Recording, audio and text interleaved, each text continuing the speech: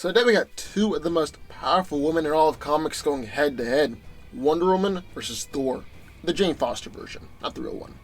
So let's get started. The princess of the Amazons, armed with the powers of a god, Wonder Woman is one of the Earth's most powerful defenders of peace and equality, and a member of the Justice League.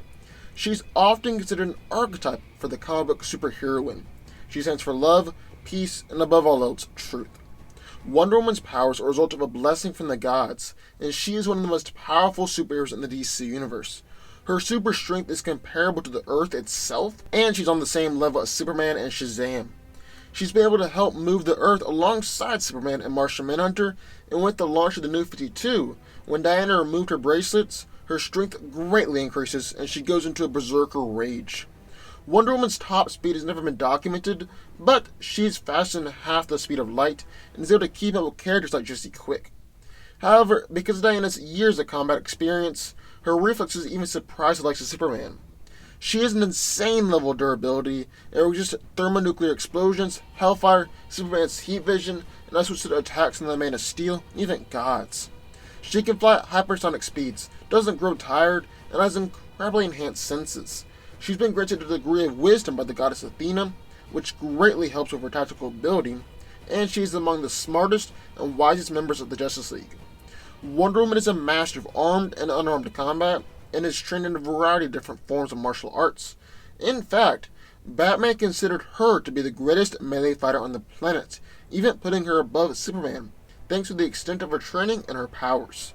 Wonder Woman was gifted with the lasso of truth, which was forged by the Greek god Hephaestus, and is unbreakable, and forces people to tell the truth. She also has the bristles of victory, which are a pair of indestructible steel cuffs that are forged from the remains of Zeus's shield. Wonder Woman can use her reflexes to deflect projectiles, blades, punches, and even Darkseid's Omega beams.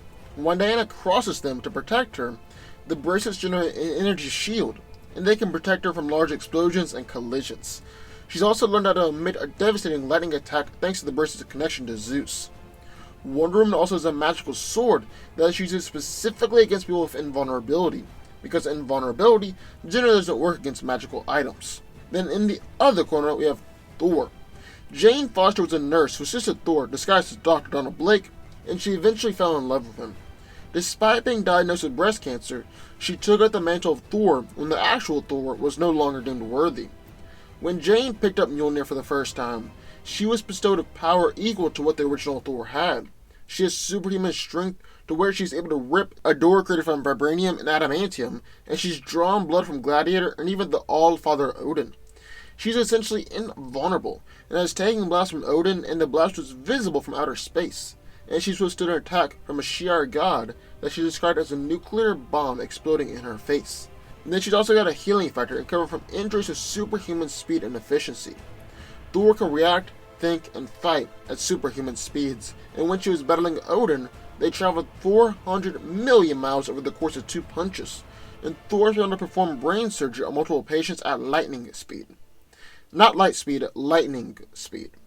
Then Jane also possesses Mjolnir, one of the most dangerous weapons in the entire universe.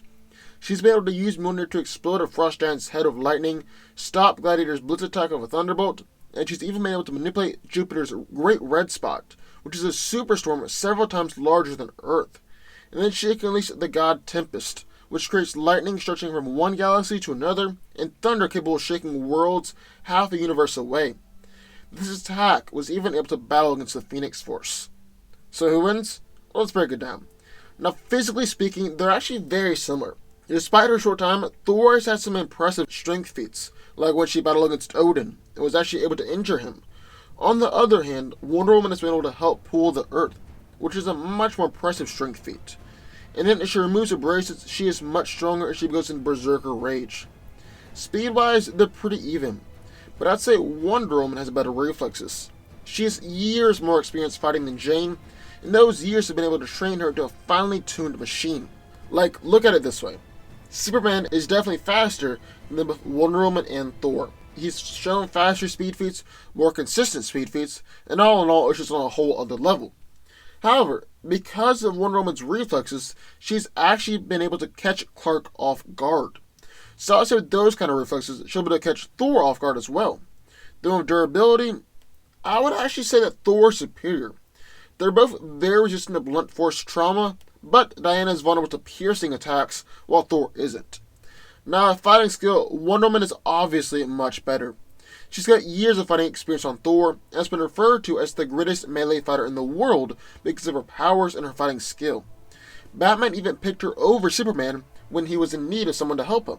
But then you throw Mjolnir into the mix, and it could potentially throw everything off.